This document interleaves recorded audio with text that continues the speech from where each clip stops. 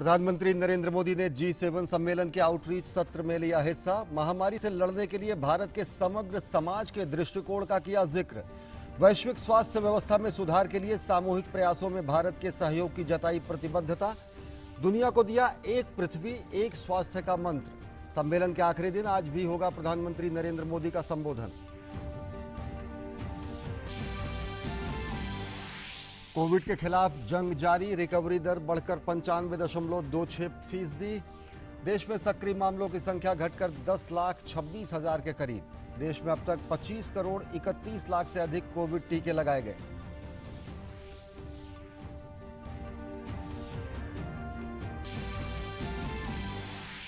America और दक्षिण Korea ने कोरियाई प्रायद्वीप के परमाणु निरस्त्रीकरण की प्रतिबद्धता दोहराई। अन्य क्षेत्रीय मुद्दों के समाधान के लिए बहुपक्षीय सहयोग के महत्व पर भी दिया बल।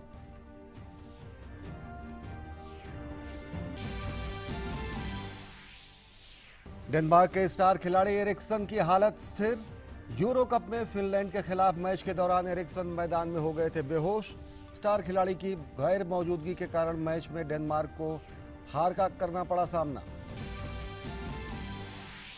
और फ्रेंच ओपन के पुरुष एकल में आज टॉप सीड नोवाक जोकोविच और ग्रीस के स्टेफनास सित्सिपास के बीच होगी खिताबी भिड़ंत। जोकोविच 19वीं बार ग्रैंड स्लैम जीतने के इरादे से कोर्ट पर उतरेंगे। वहीं पहली बार किसी भी ग्रैंड स्लैम के फाइनल में पहुंचे हैं सित्सिपास। नमस्कार, मैं हूं अश्विनी कुमार मिश्र। देखते हैं खबरों को विस्तार से। ब्रिटेन में G7 शिखर सम्मेलन चल रहा है। भारत, ऑस्ट्रेलिया, दक्षिण कोरिया और दक्षिण अफ्रीका को G7 सम्मेलन में आमंत्रित किया गया है। प्रधानमंत्री नरेंद्र मोदी का आज सम्मेलन के आखिरी दिन भी सत्र में संबोधन होगा और इससे पहले शनिवार को प्रधानमंत्री ने बैठक के दूसरे दिन आउटरीच सत्र में हिस्सा लिया। सत्र के दौरान प्रधानमंत्री नरेंद्र मोदी ने भारत में कोविड संक्रमण की हालिया लहर के दौरान G7 और अन्य अतिथि देशों द्वारा दिए गए समर्थन की सराहना की। प्रधानमंत्री ने बैठक में पूरी दुनिया के लिए एक पृथ्वी एक स्वास्थ्य का मंत्र दिया और भविष्य की महामारियों को रोकने के लिए वैश्विक एकता, नेतृत्व और एकजुटता का आह्वान करते हुए प्रधानमंत्री ने इस संबंध में लोकतांत्रिक और पारदर्शी समाजों की विशेष जिम्मेदारी पर जोर दिया। उन्होंने महामारी से लड़ने के लिए भारत के समग्र समाज के दृष्टिकोण पर प्रकाश डाला। उन्होंने सरकार, उद्योग और नागरिक समाज के सभी स्तरों पर साझा प्रयासों पर बल दिया। प्रधानमंत्री ने कहा कि डिजिटल टूल का उपयोग करते हुए भारत ने संपर्क, ट्रेसिंग और वैक्सीन प्रबंधन को सफलतापूर्वक अंजाम दिया। उन्होंने अन्य विकासशील देशों के साथ साथ अपने अनुभव और विशेषज्ञता को साझा करने की इच्छा से अवगत कराया। प्रधानमंत्री ने वैश्विक स्वास्थ्य व्यवस्था में सुधार के लिए भारत के सामूहिक प्रयासों की प्रतिबद्धता जताई। उन्होंने कोविड संबंधित तकनीकों पर ट्रिप्स छूट के लिए भारत और दक्षिण अफ्रीका द्वारा WTO में लाए गए प्रस्ताव पर G7 देशों का समर्थन मांगा।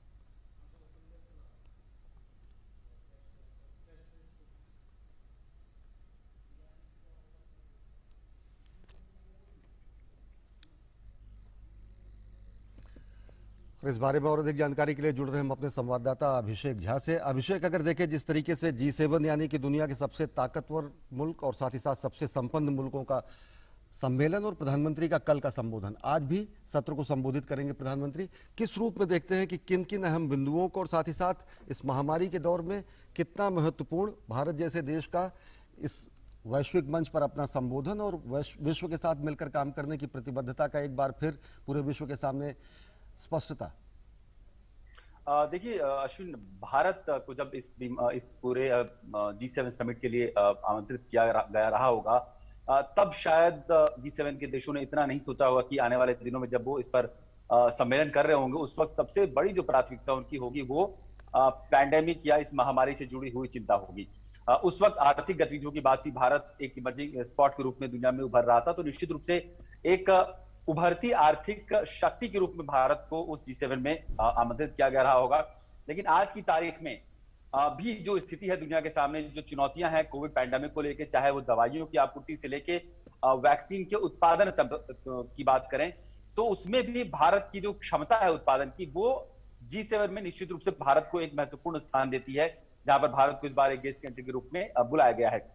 दुनिया के तमाम देशों के साथ भारत के प्रधानमंत्री ने जब अपना संवाद किया तो उन्होंने इस बात को रेखांकित किया कि ये जो चुनौती है इसे दुनिया के सभी देशों को एक साथ मिलकर लड़ना है।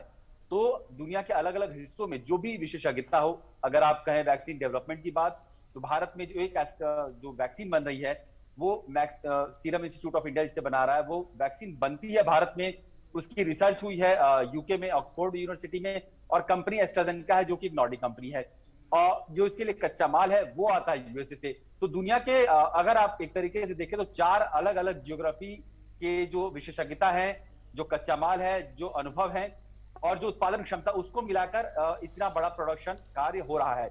इसी इसी प्रक्रिया को या इसी तरीके के और भी मानक स्थापित करते हुए दुनिया के तमाम देश अगर अपने संसाधनों को, जी। अपनी विशेषज्ञताओं को और अपने अनुभवों को इकट्ठा करें तो दुनिया के साथ ये लड़ाई लड़ना आसान होगा। ऐसा प्रधानमंत्री का मंतव्य था जब उन्होंने अपने संवाद किए अपने लीडर के साथ। जी अभिषेक, प्रधानमंत्री जी ने एक पृथ्वी और एक स्वास्थ्य का मंत्र भी दिया और साथ ही साथ जो सबसे महत्वपूर्ण रहा वो ये रहा कि जो पेटेंट है कोविड टीकों का वो कहीं ना कहीं इन मुल्कों के पास है, वो हटाए जाने की बात, और उसका समर्थन भी वैश्विक स्तर पर कई देशों ने किया है। किस रूप में देखते हैं इस महामारी के दौर में, क्योंकि इस तरीके का जो सर्वाधिकार या एक अधिकार सुरक्षित करने का पेटेंट का जरिया है, उससे तीसरे मुल्क के देशों को सबसे बड़ा फायदा होगा अगर प्रधानमंत्री की ये बातों को माना जाता है। देखिए, जो निश्चित रूप से जो भी रिसर्चेस हुई हैं, जो विकसित देशों में ही ज्यादातर रिसर्च हुआ है, जहां पर वैक्सीन निर्माण से जुड़े हुए जो अनुभव थे या विशेषज्ञता थी या वैज्ञानिक समुदाय के पास वो संसाधन थे जहां पर उन्होंने वैक्सीन को लेकर डेवलपमेंट किया है। अब मसला ये है कि क्या उन वैज्ञानिक जो उन्नति या वैज्ञानिक जो डिस्कवरीज की गई हैं उन पर क्या कंपनियां मुनाफा भी कमाएं, क्योंकि ये एक ऐसी मानवीय त्रासदी है, कहें तो सभ्यता का संकट है कि अगर लोग ही नहीं रहेंगे तो आप मुनाफा किसके लिए कमाएंगे। तो यही एक अप्रोच है कि जिसके तहत भारत, दक्षिण अफ्रीका ने इस बात को डब्ल्यूटीओ में कहना शुरू किया है कि जो तमाम वैक्सीन जो डिस्कवरी है कंपनीज हैं वो अपने लाइसेंसेज में छूट दें, ढील दें, ताकि दुनिया के तमाम छोटे छोटे देश में भी जो भी थोड़ी बहुत उत्पादन क्षमता है वैक्सीन को लेकर उस पर ज्यादा से ज्यादा काम किया जा सके और दुनिया के सभी लोगों को तत्काल वैक्सीन मुहैया कराई जाए। ये कोई लंबी लड़ाई, अगर आप इसे 8 या 10 साल तक दुनिया के तमाम हिस्सों में वैक्सीन पहुंचाने का प्रयास करेंगे तो दुनिया के कोई भी मुल्क सुरक्षित नहीं रह पाएंगे। तो जल्दी से जल्दी वैक्सीन को हर नागरिक तक, विश्व के सभी समुदाय तक पहुंचाने के लिए जरूरी है कि सभी वैक्सीन निर्माता कंपनियां, सभी वैक्सीन उत्पादन कंपनियां और सभी देश जिनके पास वैक्सीन को लेकर वैक्सीन की लास्ट माइल कनेक्टिविटी या डिलीवरी का अनुभव है, जैसा भारत है जिसके पास दशकों तक भारत के सबसे रिमोटेस्ट एरिया में वैक्सीन को किस प्रकार से सुरक्षित पहुंचाना है और उसे देना है, उसका अनुभव है। तो इन सभी का मिश्रण होगा तभी दुनिया के सभी देश सुरक्षित हो पाएंगे। और ये जो स्वास्थ्य है, ये जो स्वास्थ्य का मसला है वो किसी एक ज्योग्राफी में लिमिटेड नहीं है, ये निश्चित रूप से दुनिया के हर एक भौगोलिक क्षेत्र को बराबर रूप से प्रभावित करा और इसीलिए उन्होंने एक विश्व और एक स्वास्थ्य का भी नारा दिया, क्योंकि ये पैंडेमिक पूरी दुनिया में एक साथ फैला है और पूरी दुनिया को एक साथ मिलकर ही इससे लड़ना होगा। निश्चित तौर से। और अगर देखिए तो भारत और दक्षिण अफ्रीका ने एक प्रस्ताव भी प्रस्तुत किया इस G7 देशों के और उनसे समर्थन का भी आह्वान किया है। बौद्धिक संपदा अधिकार और कारोबारी पहलुओं से अगर हल्ला घट कर देखें तो ये किस तरीके का प्रस्ताव है, जो कि कोविड से संबंधित प्रौद्योगिकी, पेटेंट का मामला अलग लेकिन अन्य प्रौद्योगिकियों को दिए जाने की का भी बात करता है। और आज प्रधानमंत्री का संभावित संबोधन भारतीय समयानुसार कब तक? देखिए, आज प्रधानमंत्री का जो दोबारा कुल 3 उनके सत्र है जिसमें प्रधानमंत्री संबोधित कर रहे हैं G7 के नेताओं को, जिसमें से एक तो कल हमने देखा कि देर रात हुआ, आज एक दोपहर बाद उनका निर्धारित है प्रधानमंत्री संबोधित करेंगे और आज एक देर रात में प्रधानमंत्री संबोधित करेंगे। जो 2 अलग अलग है उसमें जो तत्काल अभी से कुछ घंटों में एक संबोधन प्रधानमंत्री का होने वाला, उसमें प्रधानमंत्री एक व्यापक और मजबूत वैश्विक व्यवस्था जो कि कोरोना बीमारी की वजह से तहस नहस हुई है, चाहे आप आर्थिक दृष्टि से देखें, राजनीतिक दृष्टि से देखें, सामाजिक दृष्टि से देखें, तो महामारी का असर हर एक क्षेत्र पर पड़ा है और एक कैओस का जो वातावरण है उससे कैसे हम मजबूती से निकल सकते हैं, कैसे निपट सकते हैं और दुनिया को वापस हम उसी मजबूत आर्थिक, सामाजिक, राजनीतिक ट्रैक पर ला सकते हैं। ये एक महत्वपूर्ण संबोधन का वो रहेगा, एरिया रहेगा जहां पर प्रधानमंत्री संबोधित करेंगे। और जो उसके बाद संबोधन रहेगा प्रधानमंत्री का शाम में, उसमें दुनिया को एक ग्रीनर दुनिया के रूप में कैसे आगे बढ़ाया जाए। हम जानते हैं कि जो जलवायु परिवर्तन से जुड़ा हुआ मसला है, भारत उसमें बहुत ज्यादा इनिशिएटिव लेता रहा है, पेरिस क्लाइमेट अकॉर्ड से संबंधित मामला हो या देश में ऊर्जा के नवीकरणीय स्रोतों को बढ़ाने की बात हो, भारत ने पिछले 4-6 सालों में काफी ज्यादा इसमें अपना कमिटमेंट दिखाया है। तो दुनिया के सामने भी वो एक उदाहरण के तौर पर प्रधानमंत्री आज पेश कर सकते हैं जब वो अपना संबोधन देंगे G7 के नेताओं के साथ। बहुत बहुत शुक्रिया अभिषेक हमसे जुड़ने के लिए और विस्तार से जानकारी देने के लिए। और देश में कोरोना वायरस के दैनिक मामलों में लगातार गिरावट दर्ज की जा रही है। केंद्र सरकार और राज्य सरकार के प्रयासों से आज देश भर में 80,834 से कम नए मामले देश के सामने आए हुए हैं और जो कि पिछले 71 दिनों में सबसे कम है। केंद्रीय स्वास्थ्य एवं परिवार कल्याण मंत्रालय के मुताबिक पिछले 24 घंटे में 80,834 नए मामले दर्ज किए गए। वहीं 1,32,062 मरीज उपचार करवाकर स्वस्थ हो चुके हैं और इसके बाद देश में रिकवरी रेट बढ़कर 95.26% हो गया है। इस समय देश में सक्रिय मामलों की कुल संख्या 10,26,159 है। बीते 24 घंटे में देश भर में कोरोना से 3,303 लोगों की मौत भी हुई है।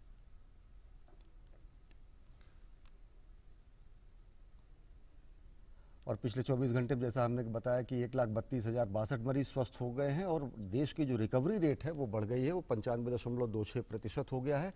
और देश में कुल सक्रिय मामलों में लगातार गिरावट देखने को मिल रही है और ये 10,26,159 हो गई है और 3,303 लोगों की पिछले 24 घंटे में मौत भी हुई है। और देश में कोरोना के खिलाफ जारी जंग में टीकाकरण अभियान तेज गति से चल रहा है। देश में अब तक 25 करोड़ से ज़्यादा कोविड के टीके लगाए जा चुके हैं। पिछले 24 घंटे में 34,84,239 टीकों की खुराकें दी गई और इसके बाद देश में कोरोना टीके की संख्या बढ़कर 25,31,95,048 हो गई है। और अगर बात टेस्टिंग की करें तो भारतीय चिकित्सा अनुसंधान परिषद के अनुसार भारत में कल कोरोना संक्रमण जांच के लिए 19,312 नमूनों की जांच की गई। वहीं अब तक कुल 37,81,32,474 कोरोना नमूनों की जांच की जा चुकी है। और बीते कई महीनों से चल रहे लॉकडाउन के बाद अब दिल्ली को अनलॉक करने की प्रक्रिया पर जोर दिया जा रहा है और इसके तहत कई एहतियातों के साथ कल से कई तरह की गतिविधियों को छूट दी जा रही है। दिल्ली में कल यानी कि सोमवार से सभी दुकानें, बाजार और मॉल पूरी तरीके से खुल सकते हैं, लेकिन उनका समय जो है वो सुबह 10 बजे से रात 8 बजे तक ही सीमित होगा। इसके अलावा दिल्ली मेट्रो और बसों में 50% की क्षमता से यात्री यात्रा कर सकते हैं। फिलहाल दिल्ली में सारे स्कूल और शैक्षणिक संस्थाएं बंद रहेंगी। इसके अलावा swimming pool, spa, gym, park भी बंद रहेंगे। वहीं शादी समारोह में सिर्फ 20 लोगों के शामिल होने की इजाज़त रहेगी। मुख्यमंत्री अरविंद केजरीवाल ने कहा कि एक हफ्ते तक इन नियमों के साथ चलकर देखा जाना चाहिए। अगर कोरोना के मामले बढ़ने लगते हैं तो फिर से पाबंदियां बढ़ा दी जा सकती हैं। जितने मार्केट्स हैं, मार्केट कॉम्प्लेक्स हैं, मॉल्स हैं, वो अब पिछले हफ्ते ऑड इवन था, कल से पूरी तरह से सारी दुकानें खुल सकती हैं 10 बजे, लेकिन 10 बजे से 8 बजे तक शाम को। और जो रेस्टोरेंट हैं वो 50% सीटिंग कैपेसिटी पे काम करेंगे। ये एक हफ्ता हम लोग देखेंगे मार्केट्स और रेस्टोरेंट्स का। एक हफ्ते में अगर केसेस बढ़ते नहीं हैं तो इसको चालू रखेंगे, लेकिन अगर हमें लगता है कि दिल्ली में कोरोना के केसेस बढ़ने लग गए फिर से, तो हमें इस पे फिर से रिस्ट्रिक्शन और सख्त करनी पड़ेगी। पेट्रोलियम मंत्री धर्मेंद्र प्रधान ने दिल्ली के पंजाबी बाग में एक ऑक्सीजन प्लांट का उद्घाटन किया। इस प्लांट को जनता को समर्पित करते हुए धर्मेंद्र प्रधान ने कहा कि कोरोना काल में ऑक्सीजन की उपलब्धता कराना सरकार की अहम प्राथमिकताओं में से एक है। उन्होंने कहा कि पूरे देश में पेट्रोलियम मंत्रालय द्वारा ऐसे ऑक्सीजन प्लांट लगाए जा रहे हैं ताकि कोरोना के मरीजों को आसानी से ऑक्सीजन उपलब्ध कराया जा सके।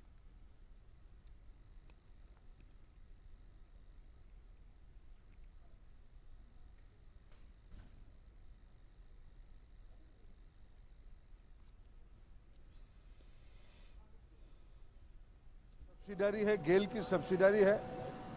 लगभग 2.5 करोड़ रुपया CSR फंड से IGL ने यहाँ ऑक्सीजन प्लांट बनाया। सीधा ऑक्सीजन यहीं से एटमॉस्फेयर से बनके सीधा मरीजों तक पहुंचेगी। उसके अलावा यहाँ रीफिलिंग भी होगी। लॉकडाउन के दौरान देश के कई लोगों ने कोरोना काल में को अवसर के काल में तब्दील किया और समाज के सामने नवाचार की नई मिसाल पेश की। ऐसा ही एक उदाहरण देखने को मिला ओडिशा के भुवनेश्वर में। यहाँ एक महिला ने अपने घर की छत को जैविक किचन गार्डनिंग में तब्दील करके तुलसी, अदरक, नीम, गिलोय, अजवाइन और नींबू जैसे जैविक पौधे लगाकर और उसके उपयोग करके अपने घर को कोरोना मुक्त रखने का सफल काम किया।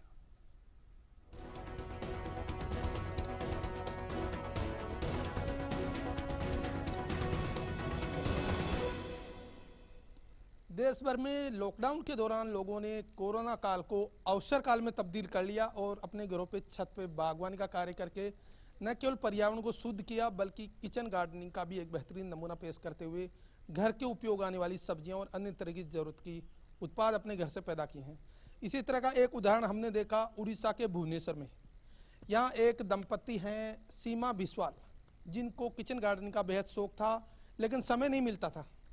लेकिन अब जब कोरोना काल आया तो उनके पास काफ़ी समय बच गया और इन्होंने अपनी छत को एक छोटे किचन गार्डन में तब्दील कर दिया। और अब ये क्या कर रही हैं, घर की ज़रूरत की सब्जियां और अन्य चीज़ें तो ले ही रही है, काढ़ा बनाने के जो पौधे होते हैं तुलसी जैसे, उनको भी यहाँ उगा दिया और दिन में 2-3 बार अपने परिवार वालों को देती है। इससे उनको कोरोना मुक्त भी किया जा रहा है। आइए खुद बात करते हैं सीमा बिस्वाल से। आप कैसे ये लगा कि कोरोना के दौरान हमें ये गार्डनिंग करनी चाहिए? पौधे का बहुत शौक था, बहुत पौधा हमको बहुत पसंद है, तो हम घर बैठे बैठे कुछ सब्जियां उगाए, कुछ पौधा लगाए थे पहले से और थोड़ा उसको मतलब और थोड़ा उसको चारा वगैरह बनाया और थोड़ा ज़्यादा फैलाने के लिए चारों ओर हम थोड़ा इसमें हम समय व्यतीत करना अच्छा समझा। इम्यूनिटी बढ़ाने वाले पौधे भी आते हैं आपके पास, यहाँ लगाए आपने? जी, हमने सब बहुत सारे पौधा लगाए थे। हल्दी का लगाया, बहुत सारा तुलसी का पौधा लगाए हैं और अजवाइन का पौधा और थोड़ा बहुत सारा पौधा इधर हम लगाए हैं। फ्रेश सब्जी घर के लिए मिले क्या? आपने यहाँ कुछ सब्जियां भी उगाई हैं? लौकी का एक उगाई हूँ इधर, लौकी का वो फला नहीं है, मिर्ची का लगाई हूँ और थोड़ा साग वगैरह और इधर थोड़ा सहजन का भी लगाई थी सब पौधा, वो थोड़ा ऐसे सब लगाई हूँ, नींबू का लगाई हूँ। टाइम पास के हिसाब से कितना अच्छा है इस तरह के कार्य और फिजिकल एक्सरसाइज भी हो जाए सुबह शाम? इसका तो कोई तुलना नहीं कर सकते। टाइम पास तो हो जाता है, मन भी फ्रेश हो जाता है और शरीर भी बहुत अच्छा, इसमें दिलो और दिमाग दोनों खुश रहता है और फिजिकल भी एक्सरसाइज थोड़ा बहुत हो जाता है। इस तरह के जो किचन गार्डन के काम आदमी को रिफ्रेश करने और प्रकृति के बीच रहकर तरोताज़ा रखने में कितने मददगार होते हैं? ये नेचर के साथ रहना, पौधे का एक पौधे का साथ आप बात करना, मतलब हम आते तो हमको जैसे वेलकम करते हैं, पता चलता है हमको पौधा हमको बुलाते हैं और हम एक दिन नहीं आते तो हमको जैसे बोलते हो क्यों नहीं आया, ऐसे हमको जैसे लगता है ऐसे पौधे के साथ। सीमा बिस्वाल हैं भुवनेश्वर की रहने वाली और इन्होंने अपने पूरे घर की छत को एक छोटे गार्डन के रूप में न केवल तब्दील कर लिया बल्कि कोरोना काल में घर के लिए इम्यूनिटी बूस्टर के नाम पे जो पौधे आते हैं बाजार में बिक रहे हैं उनके एक्सट्रैक्ट, उन्हीं पौधों को लगा के तुलसी जैसे पौधों की दिन में 2-3 बार ये चाय पी के अपने घर को न केवल कोरोना मुक्त कर रही है बल्कि स्वस्थ और सेहतमंद रहने के लिए सुबह शाम यहाँ आकर अपनी एक्सरसाइज भी करती हैं। तो आप भी इस तरह का काम करिए, कोरोना काल को अच्छे से निकालिए, स्वस्थ और सेहतमंद रहिए और परिवार के लिए घर पे उगी सब्जियां और फल उपलब्ध करवाइए। मेरे सहयोगी कैमरामैन सुमित के साथ उड़ीसा के भुवनेश्वर से मैं ओपी यादव, डीडी न्यूज के लिए।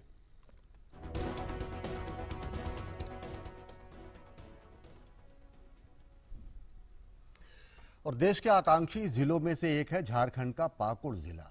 आइए देखते हैं कि कैसे दुर्गम पहाड़ों और जंगलों में रहने वाले आदिवासी और जनजातीय समुदाय की महिलाएं पत्ता प्लेट कारोबार से जुड़कर प्रधानमंत्री नरेंद्र मोदी के आत्मनिर्भर भारत के सपने को साकार कर रही हैं। पेश है हमारी खास रिपोर्ट। सरकार के प्रयासों से देश के आकांक्षी जिलों में तेज गति से सामाजिक और आर्थिक बदलाव हो रहा है, जिससे आधी आबादी भी लाभान्वित हो रही है। झारखंड के आकांक्षी जिले पाकुड़ के अमड़ापाड़ा और लिट्टीपाड़ा प्रखंड के सुदूरवर्ती ग्रामीण इलाकों की आदिवासी और आदिम जनजाति पहाड़ी महिलाओं ने कोरोना काल में पत्ता प्लेट कारोबार को आत्मनिर्भर बनने का जरिया बनाया। ये महिलाएं जंगलों से साल का पत्ता संग्रह कर उन पत्तों से प्लेट बनाकर साप्ताहिक हाट बाजारों के अलावा होटलों में बेचकर अच्छी आमदनी कर रही हैं।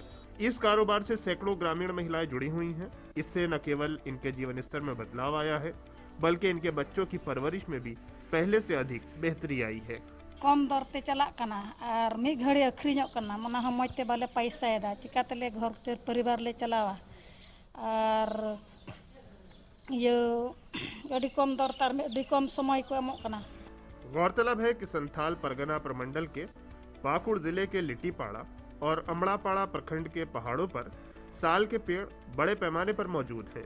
कुछ वर्ष पहले तक बाहरी कारोबारी स्थानीय लोगों से पत्ता सस्ते में खरीदकर अच्छा मुनाफा कमाते थे। पत्ता प्लेट कारोबार की संभावनाओं को देखते हुए ग्रामीण विकास विभाग द्वारा JSLPS के माध्यम से महिलाओं का समूह बनाकर उन्हें पत्ता प्लेट बनाने का प्रशिक्षण दिया गया। महिलाओं ने खुद पत्ता प्लेट बनाकर इन्हें बाजारों में बेचकर आत्मनिर्भरता की राह पकड़ी।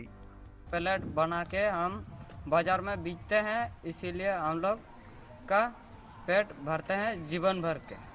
कोविड के दौरान मनरेगा के अलावा ग्रामीण महिलाओं को स्वरोजगार से जोड़ने के लिए क्लस्टर चिन्हित किए गए हैं। उन्होंने बताया कि कुछ महिला समूहों को पत्ता प्लेट बनाने का प्रशिक्षण दिए जाने के साथ साथ उन्हें मशीन और आर्थिक रूप से भी मदद दी गई ताकि वो अपने कारोबार को बढ़ावा देकर स्वावलंबी बन सकें।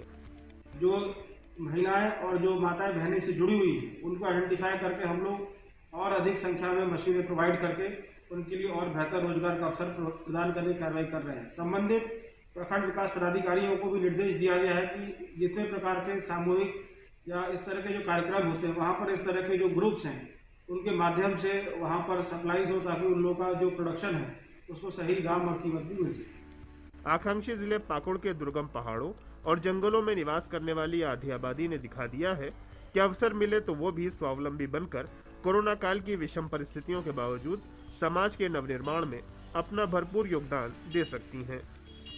पाकुड़ से रामप्रसाद सिन्हा के साथ दिवाकर कुमार की रिपोर्ट, DD न्यूज। और इजराइल की संसद में नई सरकार के गठन संबंधी महत्वपूर्ण मतदान की पूर्व संध्या पर लगभग 2000 लोगों ने प्रधानमंत्री बेंजामिन नेतन्याहू के घर के बाहर प्रदर्शन किया। संसद में मतदान नई सरकार के गठन का रास्ता साफ कर सकता है और इस तरह नेतन्याहू का प्रधानमंत्री के तौर पर 12 वर्ष का कार्यकाल समाप्त हो सकता है। सरकार गठन के लिए बने गठबंधन ने समझौते को अंतिम रूप दिया है और इसमें कार्यकाल तय किया जाना भी शामिल है। यदि ये गठबंधन सत्ता में आया तो इसका ध्यान कूटनीतिक समीक्षा करके इस मामले पर इजराइल के आंतरिक विरोध को प्रदर्शित करने के बजाय सामाजिक आर्थिक मुद्दों पर रह सकता है। गठबंधन में बनी सहमति के अनुसार अति दक्षिणपंथी नेता नाफ्ताली बेन्नेट पहले 2 वर्ष के लिए प्रधानमंत्री पद संभालेंगे। और खबर खेल के मैदान से, फ्रेंच ओपन के खिताबी मुकाबले में आज विश्व के नंबर 1 खिलाड़ी सर्बिया के नोवाक जोकोविच का सामना 5वीं वरीयता प्राप्त ग्रीस के स्टेफनास सित्सिपास से होगा। दोनों खिलाड़ियों ने संघर्षपूर्ण सेमीफाइनल मुकाबले में जीत हासिल करके खिताबी मुकाबले में प्रवेश किया है। जोकोविच ने सेमीफाइनल में 13 बार के French open champion Rafael Nadal को 4 घंटे 10 मिनट तक चले मैराथन मुकाबले में 3-6, 6-3, 7-6, 6-2 से हराकर फाइनल में प्रवेश किया। वो कुल मिलाकर 29 बार और लगातार तीसरी बार ग्रैंड स्लैम के फाइनल में पहुंचे हैं। इसके अलावा वो 18वें ग्रैंड स्लैम जीतने में सफल रहे हैं, 18 ग्रैंड स्लैम खिताब जीतने में सफल रहे हैं। और दूसरी तरफ सित्सिपास ने सेमीफाइनल में 5 सेट तक चले मुकाबले में अलेक्जेंडर ज्वेरेव को हराकर पहली बार किसी ग्रैंड स्लैम के सेमीफाइनल में प्रवेश किया है। इससे पहले उन्होंने 2019 और 2021 में ऑस्ट्रेलियन ओपन के सेमीफाइनल तक पहुंचने में सफलता पाई थी। अब तक ये दोनों खिलाड़ी 7 बार एक दूसरे के खिलाफ मैच खेल चुके हैं, जिसमें जोकोविच 5-2 से आगे हैं। और यूरो कप फुटबॉल प्रतियोगिता की शुरुआत हो गई है। शनिवार को खेले गए तीसरे मुकाबले में विश्व की नंबर 1 टीम और खिताब की प्रबल दावेदार बेल्जियम ने शानदार जीत के साथ अपने अभियान की शुरुआत की। बेल्जियम ने अपने पहले मुकाबले में रूस को 3-0 से हराने में सफलता पाई। सेंट पीटर्सबर्ग स्टेडियम में खेले गए इस मैच में बेल्जियम के स्ट्राइकर रोमेलू लुकाकू ने 10वें और 89वें मिनट में गोल किया और वहीं सब्स्टिट्यूट के तौर पर उतरे थॉमस मुनिये ने 34वें मिनट में गोल किया। ये बेल्जियम के लिए पिछले 6 मैच में रूस पर 5वीं जीत है।